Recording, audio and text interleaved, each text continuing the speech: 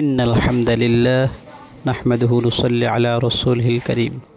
সম্মানিত দর্শক শ্রোতা, ৩৩ আয়াতের দ্বিতীয় নম্বর আমল হলো, যে ব্যক্তি সোমবার সূর্য উদয়ের কিছুক্ষণ পরে এই ৩৩ আয়াত দ্বারা ২ রাকাত নফল নামাজ আদায় করে এবং নামাজ শেষে সিজদায় গিয়ে নিজের বাসনা কামনার জন্য আল্লাহ সুবহানাহু ওয়া তাআলার নিকট রোনাজারি করিবে, আল্লাহ তাআলা তাহার দুনিয়া ও আখিরাতের যাবতীয় নেক উদ্দেশ্য ও হাজত পূর্ণ করিয়া দেবেন ইনশাআল্লাহ বিইذনিল্লাহ।